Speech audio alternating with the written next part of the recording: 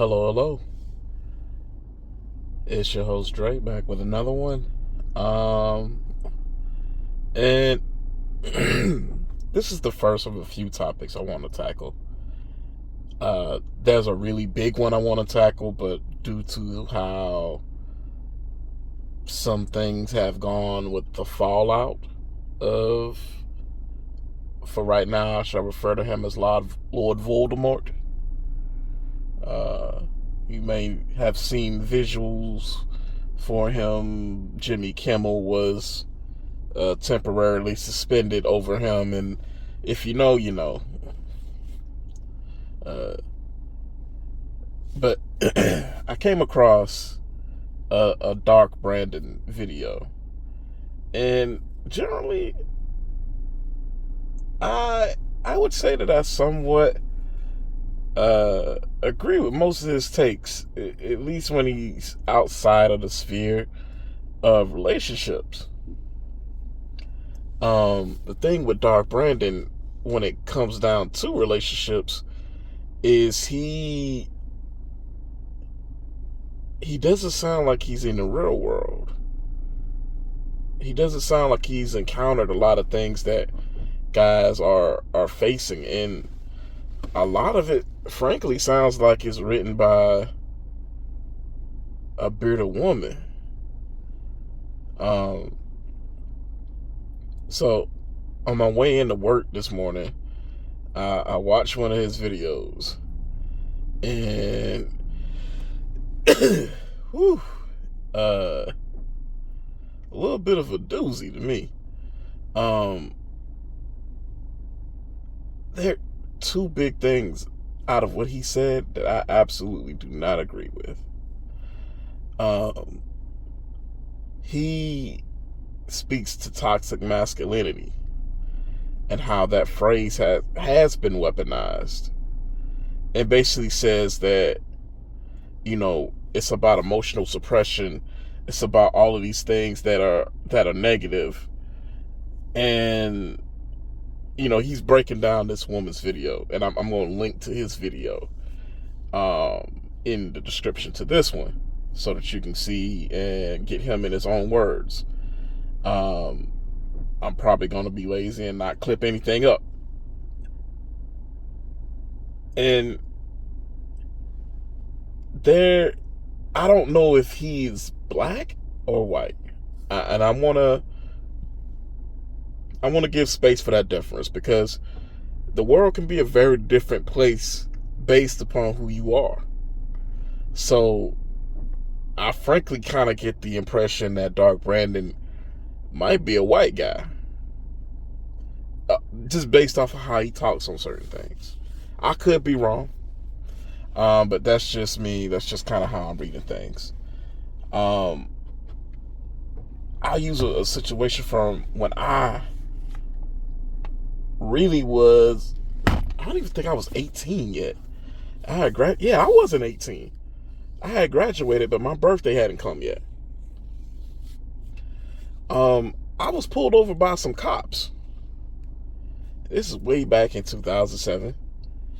PS3 had released, and I had been saving my money up, and had about $700 because I was gonna get the 60 gig and whatnot. I get pulled over by this patrolman, and we proceed to play this life or death game of red light, green light, to where he asks for different things and he has his gun drawn. And if I had acted out and expressed the emotions that I was feeling, I'm probably not here talking to you today. And to pretend that there's no practical purpose for that, especially as a man of color in America, I vehemently disagree with that, because I'm not saying it's right, but my uncle has a saying. He says, "Hey, look, my biggest fear for you guys is that one day something will happen and one of y'all end up dead right." And what he was saying with that, the whole dead right thing, was you can have a point. You can be right in the moment. But if you ain't the one with the power, in this case, i.e. the weapon, to keep certain actions from being done to you, you need to navigate that situation so that you can get out of it, and so that you can deal with it in a way that you don't have to worry about your life being taken. You don't have to worry about your physical safety being threatened.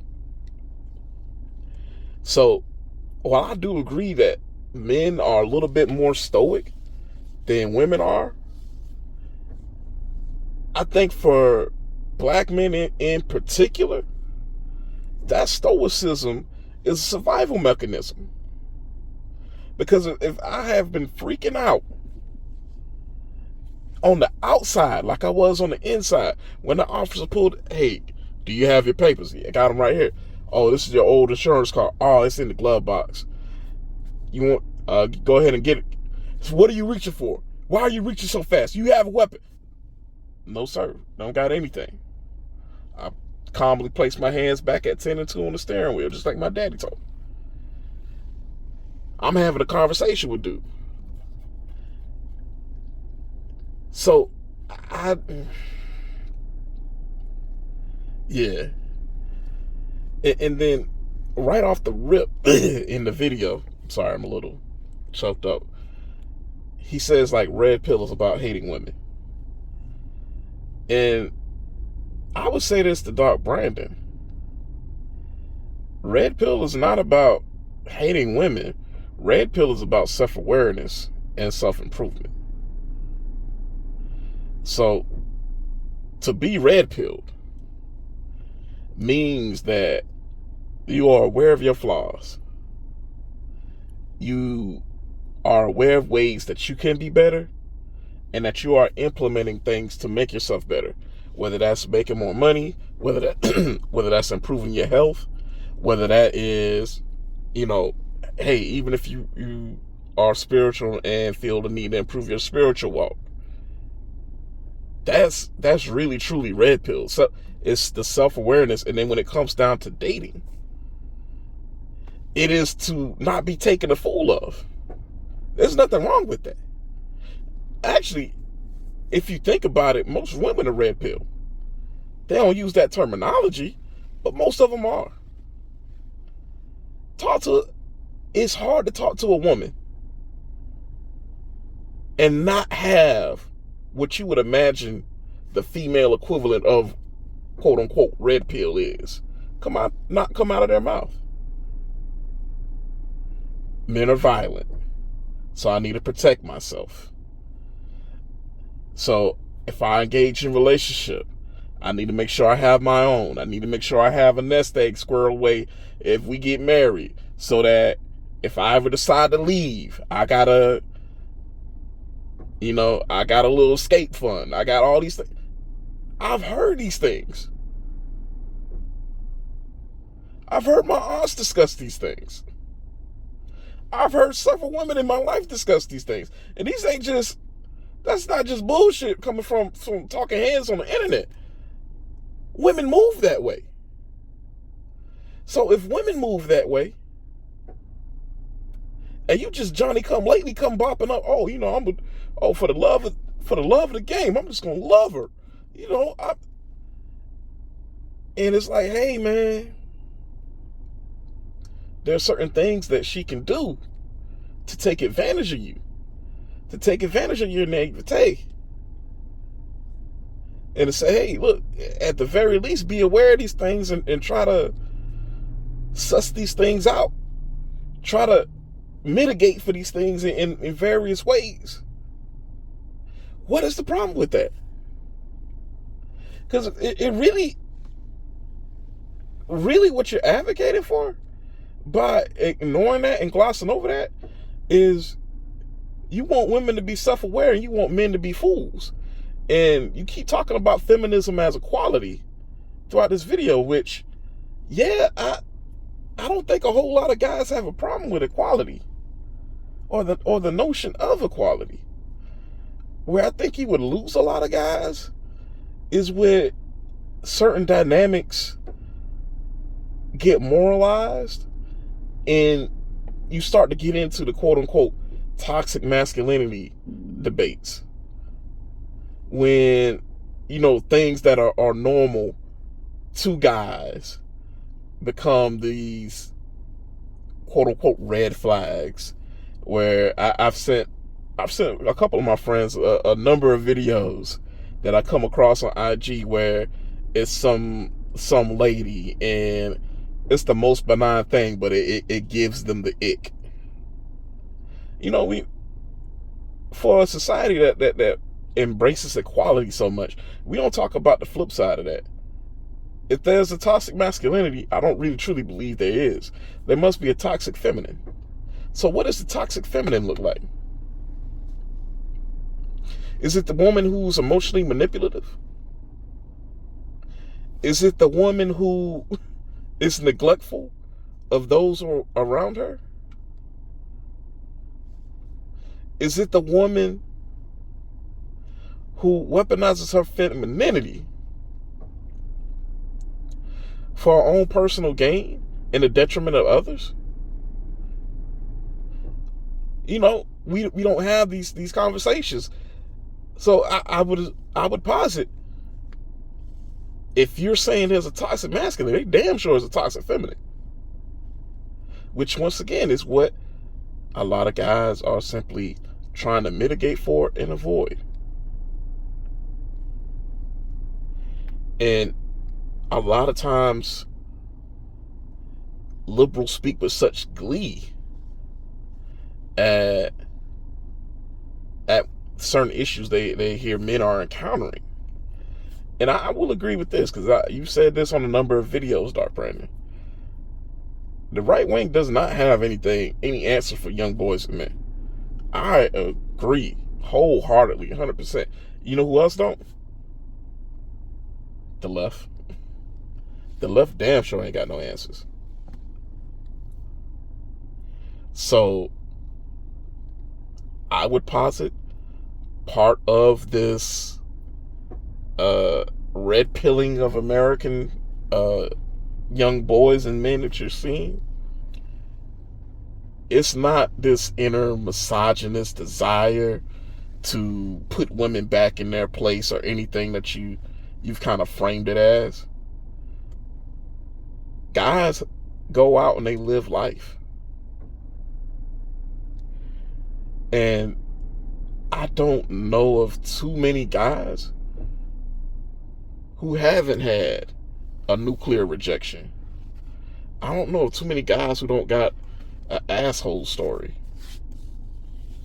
from where some, hey, just trying to make a little bit of conversation, and instead of a simple, hey, I appreciate it, I'm not interested,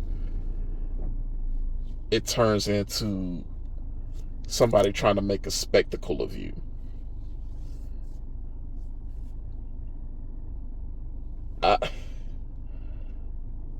Until you grapple with that aspect of it, you're going to keep having this, because everybody, if your feminism is quote unquote equality, then you have to also grapple with the fact that a lot of men do not see the equality in the environment right now.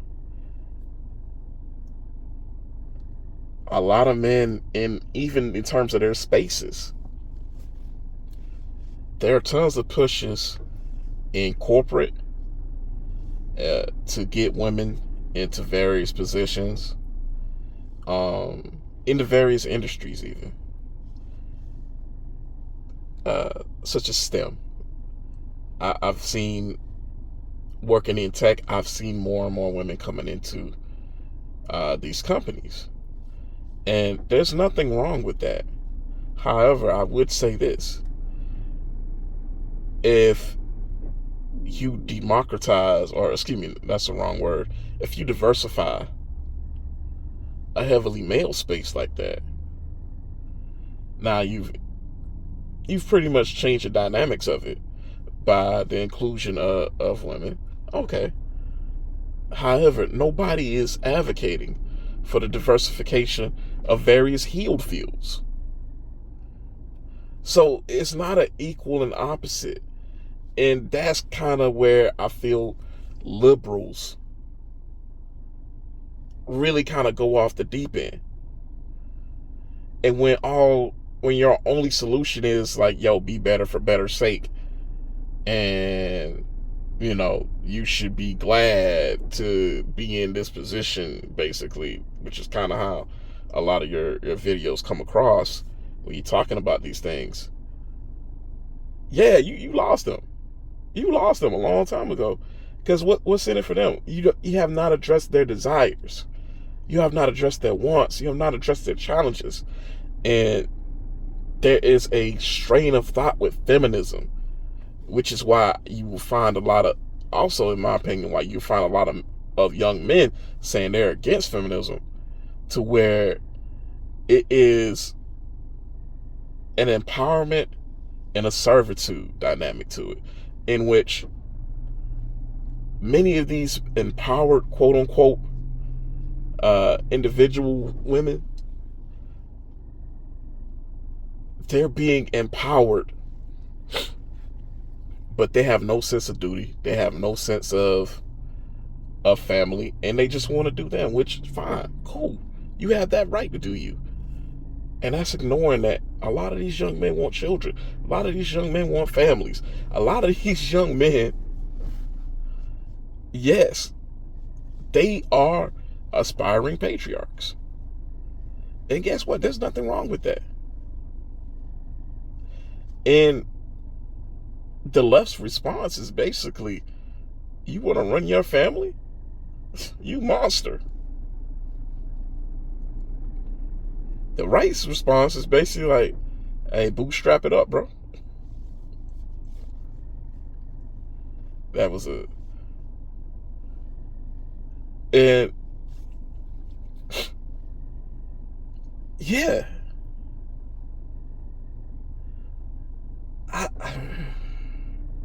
I feel when it comes down to these conversations,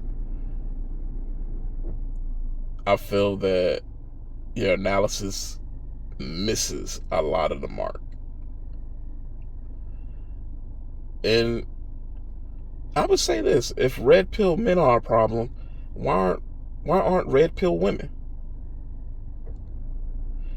Why are they not considered a problem? Why are the women who, once again, who advocate for, not entering into a relationship, or in certain cases, like keeping that nest egg, that advocate for blue leashing, where, hey, if he ain't acting right, call the cops on him. Why aren't these things ever called out? Because these women, they're self-aware, and they know that there's a system, and they know that there's a system that benefits them in its application. And they aren't shy about, a lot of them are not shy about utilizing it. And once again, it's not to say all women are moving this way, but a whole damn lot are. And to send guys into the meat grinder and to put it all on them, I think that's kind of wicked. Just me personally. But that'll be it for me today. Let me know some of y'all's thoughts. Like, do y'all agree with his stances on the whole red pill thing being purely about women bashing? Maybe I'm wrong. Maybe I see it the wrong way. Maybe red pill is about hating women, and it's not about self-improvement and self-awareness and awareness of the environment and how others are moving. Maybe that's not it. Maybe I'm off base. Let me know. But I find a lot of times when something benefits men, somehow it gets construed as anti-woman. So, I let me get off my soapbox. I'll leave it for there today. I'm gonna take my black ass back in here after this lunch, and Hope you have a great day. Don't forget to like, comment, share, and subscribe. And peace. Hope y'all have a great one.